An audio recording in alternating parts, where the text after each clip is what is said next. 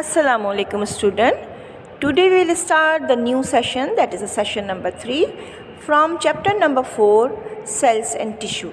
In this chapter we will discuss about the prokaryotes and eukaryote cells. Students, in chapter number 4, cells and tissue, we have learned microscope and emergence of cell theory. Today we will learn about the difference in prokaryotic and eukaryotic cells. First of all, what is cell? Yes, tell me, what is cell? Cell is a structural and functional unit of life.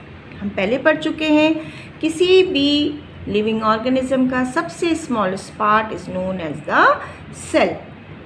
But we can see that there are two types of cells, prokaryotic and eukaryotic. Open page number 59. Page number 59. The comparison between prokaryotes and eukaryotes. Comparison पढ़ने से पहले हम ये बात note करते हैं कि what is the difference between the you and pro के लिए क्या आप सबसे पहले इम्पॉर्टेंट चीज़ नोट करते हैं. फर्स्ट ऑफ ऑल, आप जब छोटी क्लासेस में थे, आप 6 में थे, 7 में थे, तो आपने हमेशा ये बात पढ़ी, आपने प्लांट सेल और एनिमल सेल जब भी पढ़ा तो आपने सबसे पहले जो डायग्राम में इम्पॉर्टेंट चीज़ है दैट इज़ द न्यूक्लियस. आप एनिमल सेल में भी न्यूक्लियस ड्रॉ करते थे और प्लांट सेल्स में भी न्यूक्लियस ड्रॉ करते थे, और आप एक सर्कल बनाने के बाद इसके अंदर एक थ्रेड लाइक स्ट्रक्चर बनाते. ओके, व्हाट इज़ द ये दिस जो आपने बाहर एक सर्कल बनाया है, इसको हम कहते हैं न्यूक्लियर मेम्ब्रेन, और इसके अंदर जो थ्रेड लाइक स्ट्रक्चर हम बनाते हैं it is known as the chromosome. ठीक है, ये जो लाइन हम ड्रॉ करते हैं इसको हम रिप्रेजेंट करते हैं न्यूक्लियर मेम्ब्रेन, और थ्रेड लाइक स्ट्रक्चर को रिप्रेजेंट करते हैं क्रोमोसोम के लिए. ठीक है, ये बात हमें इसलिए पता है कि हमने क्लास 6 में 7 में एनिमल सेल और प्लांट सेल्स बनाया हुआ, इसमें हम न्यूक्लियस ज़रूर ड्रॉ करते हैं. So what is the meaning of prokaryotic and eukaryotic? So the organism which do not have a nuclear membrane, ऐसे सेल जिनके न्यूक्लियस के बाहर न्यूक्लियर मेम्ब्रेन ना हो, ऐसे सेल्स को हम कहते हैं प्रोकैरियोटिक्स. क्या कहते हैं? प्रोकैरियोटिक सेल्स और प्रोकैरियोट्स.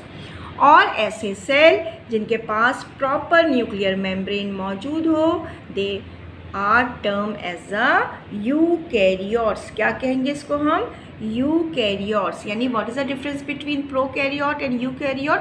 सबसे मेन जो फर्स्ट डिफरेंस है वो ये है कि prokaryotes without nuclear membrane, prokaryotes without nuclear membrane, और उनका जो क्रोमोसोम है एक उलझे हुए धागे की तरह सेंटर पे प्रेजेंट होता है. While in case of eukaryotic organism they have a proper nucleus और they have a proper nuclear membrane. ठीक है, this is a main difference. अब आ जाइए पेज नंबर 59 पे आ जाइए, और आपके पास डेफिनेशन मौजूद है. Organism whose cell have a membrane bounded nucleus are called eukaryotes.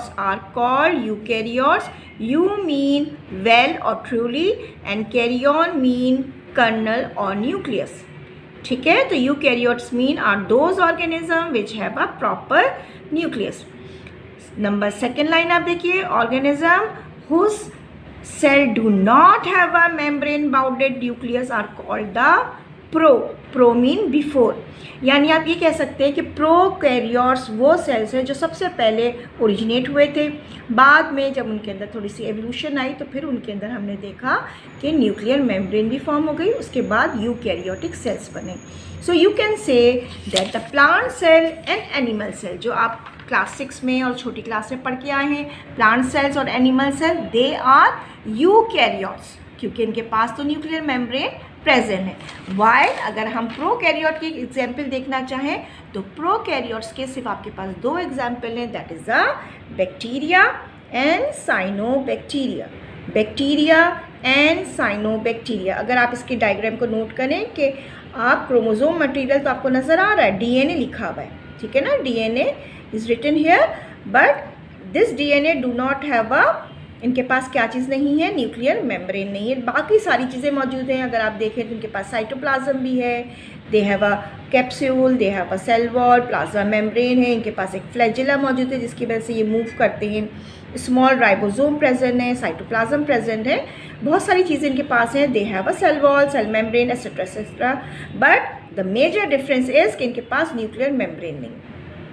इसके अलावा थोड़ी सी और भी चेंजेस है, जैसे इनके पास अगर आप एनिमल सेल और प्लांट सेल में आपने राइबोसोम देखा होगा, आपने माइटोकॉन्ड्रिया है, एंडोप्लाज्मिक रेटिकुलम है, तो ये चीज़ें भी इनके पास नहीं होती। वो हम अभी आगे कंपैरिजन में पढ़ेंगे। स्टूडेंट्स, यहाँ पे मैं आपको एक बात बता दूँ कि आप इस डायग्राम को अपनी एक पेज पे, पूरे कॉपी पे, एक पेज पे इसको ड्रॉ करेंगे।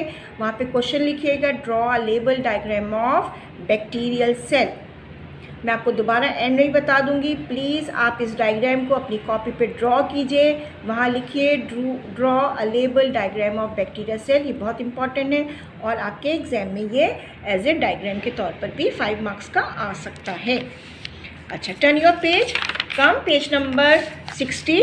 पेज नंबर 60 में अगर आप देखें तो कंपैरिजन है, ये आपके पास बहुत सारे उन्होंने नाम लिख दिए हैं, वो सारी चीज़ें हमारे पास सेल में मौजूद होती हैं। और फर्स्ट लाइन जो pink colour say that is a for the prokaryotes, और जो light blue colour say that is a for the eukaryotes. लेकिन आप पहले डायग्राम को ज़रा सा एक दफ़ा फिर देख लीजिए। ये डायग्राम वो डायग्राम है जो हम बचपन में बनाते हुए आए, छोटी क्लास में बनाते हुए। अभी मैं आपको थोड़ा सा कॉम्प्लिकेटेड डायग्राम भी शो करूँगी। इसके अंदर हम 3-4 चीज़ें तो हमें याद है कि न्यूक्लियस होता है, सेल मेम्ब्रेन है, साइटोप्लाज्म है, वैक्यूल है, और अगर ये प्लांट सेल है तो इसके पास सेल वॉल एंड क्लोरोप्लास्ट भी मौजूद होगा, है ना। ये सारी बातें तो आपने देखी हुई हैं। लेकिन अगर आप अपने बुक के लिहाज से क्लास 9 के स्टैंडर्ड से देखें तो this is a animal cell and this is a plant cell, और इसके अंदर भी तकरीबन वही चीज़ें मौजूद है, लेकिन बहुत ज़्यादा लेबलिंग है।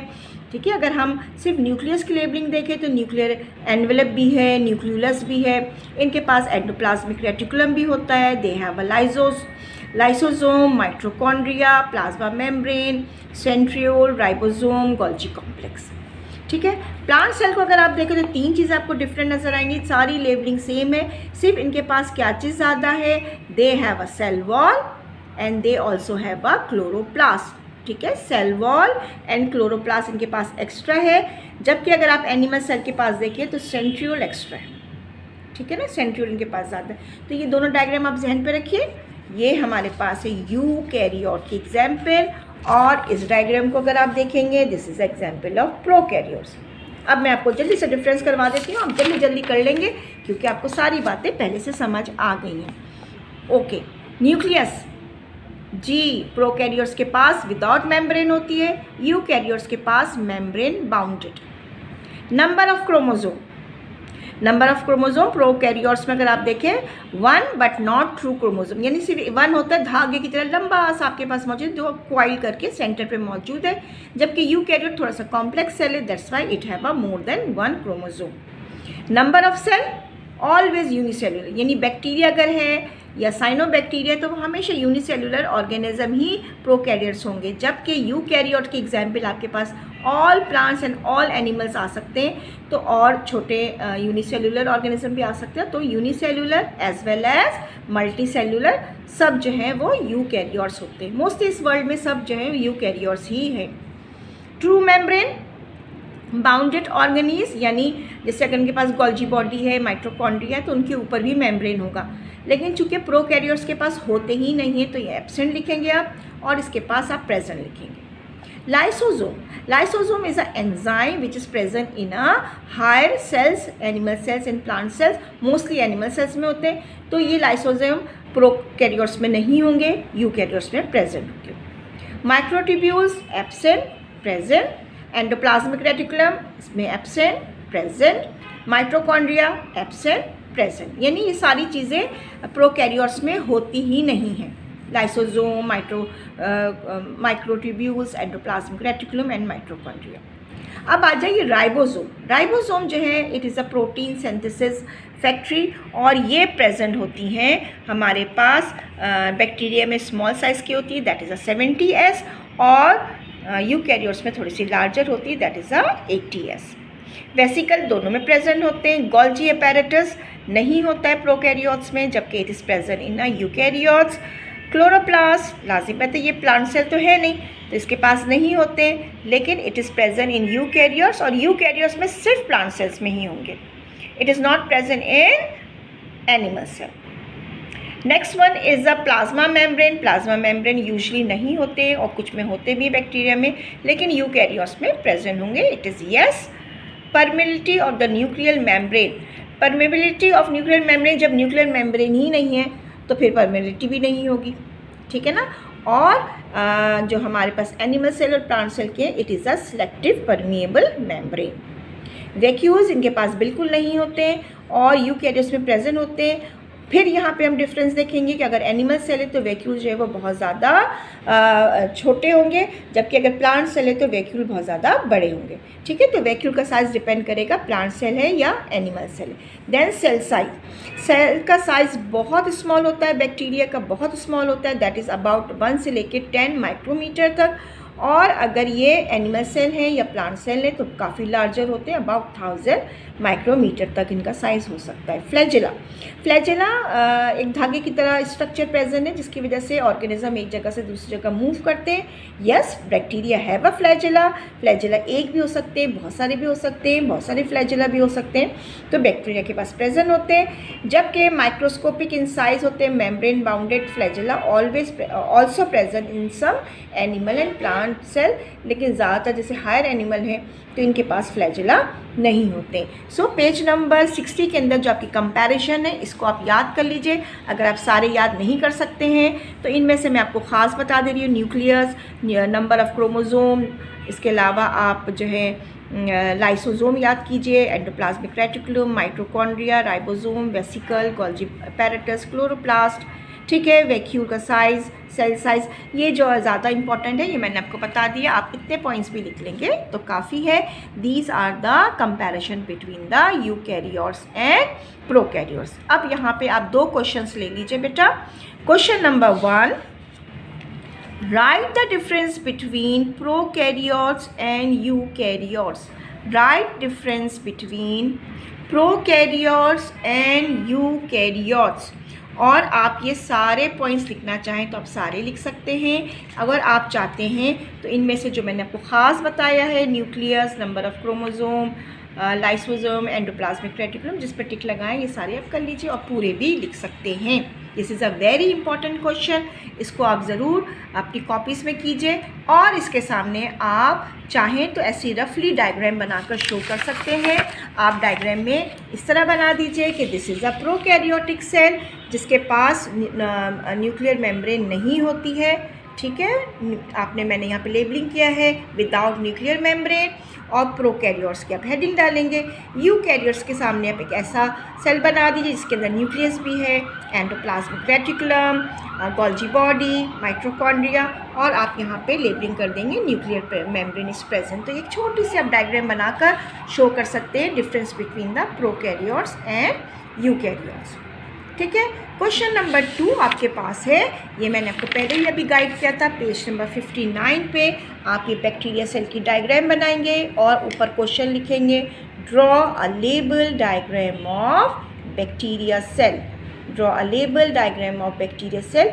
इसके अंदर आप सारी लेबलिंग कीजिएगा. डीएनए शो कीजिए. डीएनए के बाहर आप देखिए न्यूक्लियर मेम्ब्रेन प्रेजेंट नहीं है, ठीक है. Ribosome, cytoplasm, capsule, cell wall, plasma membrane and bacterial flagellum या फ्लैजिला भी लिख सकते हैं, ठीक है. तो ये दोनों क्वेश्चंस आप डन कर लीजिएगा.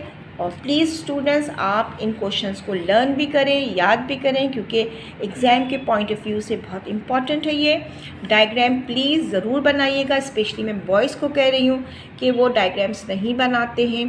डायग्राम के नंबर होते हैं बेटा, आप ज़रूर बनाइए. So this is the end of our today's lecture.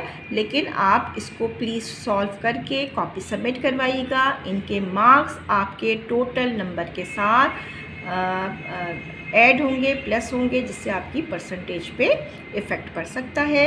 Okay student, good luck. अल्लाह हाफिज़.